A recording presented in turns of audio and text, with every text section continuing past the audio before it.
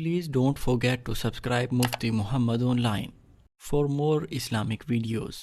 بسم اللہ الرحمن الرحیم۔ سامعین، قضا نماز پڑھنے کا کیا طریقہ ہے؟ قضاء عمری کیسے پڑھیں؟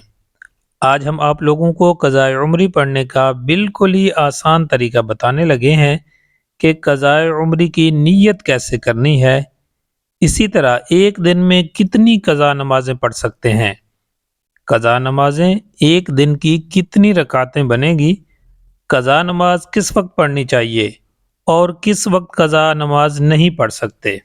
اسی طرح اگر آپ کے ذمے بہت ساری قضا نمازیں ہیں، وہ ان قضا نمازوں کو کیسے ادا کریں گے، اور اس کے بارے میں فقہاء کرام نے کیا تخفیف بیان کی ہے کہ وہ بندہ جس کے ذمے بہت ساری قضا نمازیں ہیں وہ اپنی نمازوں کو کیسے ادا کرے۔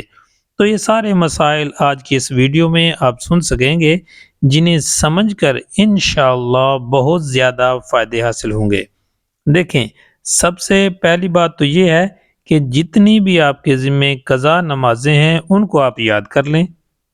اب اس کے متعلق فقہاء کرام نے بیان کیا کیا ہے؟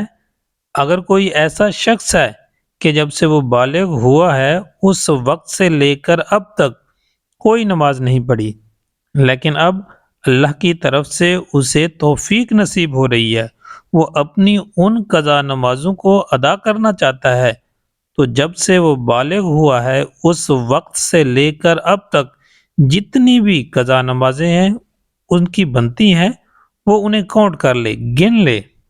لیکن اگر اسے یہ یاد نہیں ہے کہ وہ کب بالغ ہوا تھا، تو پھر فقہاء کرام نے اس حوالے سے یہ بیان کیا ہے کہ اگر عورت ہے تو وہ 9 سال، اگر مرد ہے تو وہ 12 سال سے اپنی نمازوں کا حساب لگائے گا، اور پھر اس حساب سے اب جتنی بھی اس کے ذمے قضا نمازیں بنتی ہیں وہ انہیں شمار کرے اور پھر ان قضا نمازوں کو پڑھنا شروع کر دے۔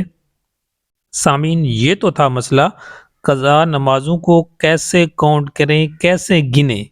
اب یہ سمجھیں کہ قضا نمازوں کی نیت کیسے کریں۔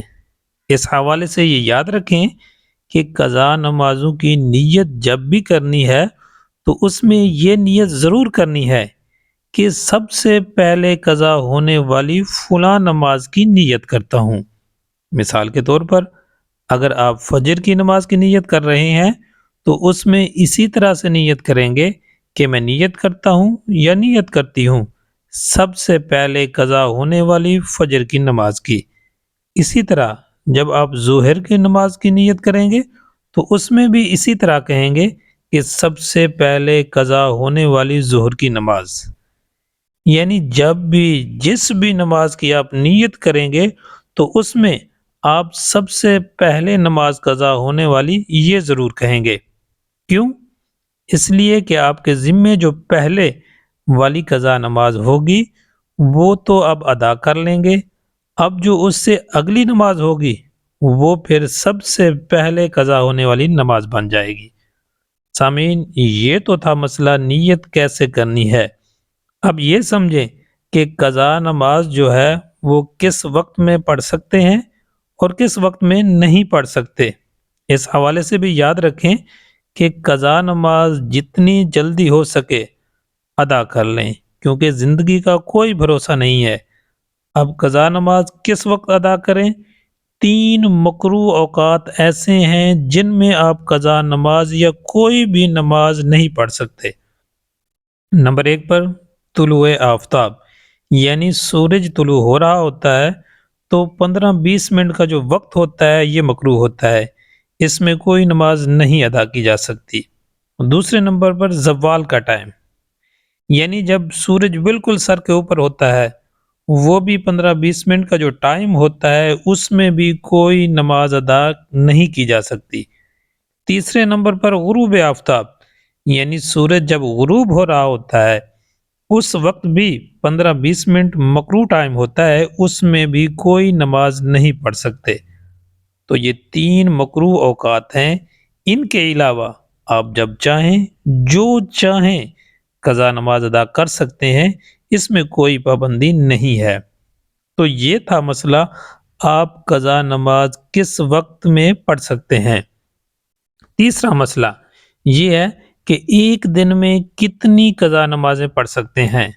تو اس کا جواب یہ ہے کہ آپ جتنی بھی قضا نمازیں پڑھنا چاہیں آپ پڑھ سکتے ہیں، اس میں کوئی پابندی نہیں ہے۔ اسی طرح ایک اور سوال بھی ہوتا ہے کہ قضا نماز مکمل پڑھیں، یعنی سنت اور نوافل بھی پڑھیں گے، قضا کریں گے، یا پھر صرف فرضوں کی قضا کریں گے؟ تو یاد رکھیں قضا صرف فرض اور واجب نماز کی ہوتی ہے، سنت اور نوافل کی قضا نہیں ہوتی۔ اسی طرح اگر آپ کی ایک دن کی قضا نمازیں پڑھیں گے تو وہ کتنی بنتی ہیں؟ ایک دن کی ٹوٹل کتنی رکعتیں بنیں گی؟ تو یاد رکھیں ایک دن کی جتنی بھی نمازیں ہیں ان کی ٹوٹل رکعتیں 20 بنتی ہیں۔ تو یہ تھا قضا نمازوں کا مکمل طریقہ۔ اللہ پاک ہم سب کو سمجھنے کی توفیق بخشے، آمین۔